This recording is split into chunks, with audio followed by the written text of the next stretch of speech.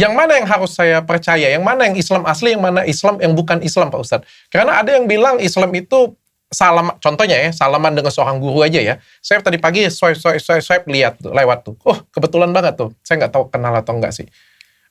Bahasa lama juga di atasnya ya. Ustadz bahasa lama, tapi bukan Pak Ustadz. Salaman biasa aja.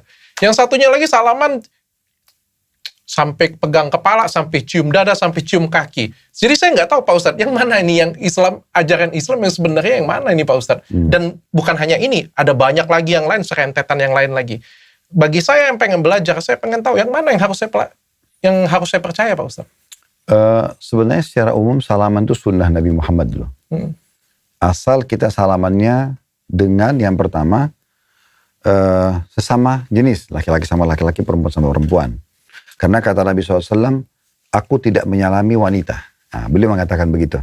Berarti sebagai contoh untuk umatnya, laki-laki jangan sembarangan salaman sama perempuan. Nah. Kemudian yang kedua adalah salaman dengan laki-laki dan perempuan, tapi ada istilah mahram. Mahram itu artinya Dr. Richard gak boleh nikah dengan mereka. Contoh ibu kandung, tante, ponakan, gitu kan. Nah itu semua adalah mahram. Ini kita boleh salaman laki-laki sama perempuan. Tapi yang global secara umum, memang ada larangan masalah itu. Itu dulu. Jadi salaman sebenarnya bagian daripada sunnah Nabi. Cuman memang ada batasan-batasannya. Dan kata Nabi SAW tidak ada dua orang muslim yang bersalaman. Kemudian mereka melepaskan tangannya kecuali berguguran dosa-dosanya. Karena salaman itu bagian daripada ibadah gitu kan. Nah cuma sekarang kita pindah. Kalau dikembangkan lebih jauh. Contoh misalnya seorang murid salaman sama gurunya.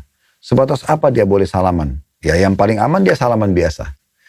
Tapi boleh nggak seorang murid cium tangan gurunya? Boleh, bukan tidak boleh. Ya kan? Tapi jangan sampai berlebihan.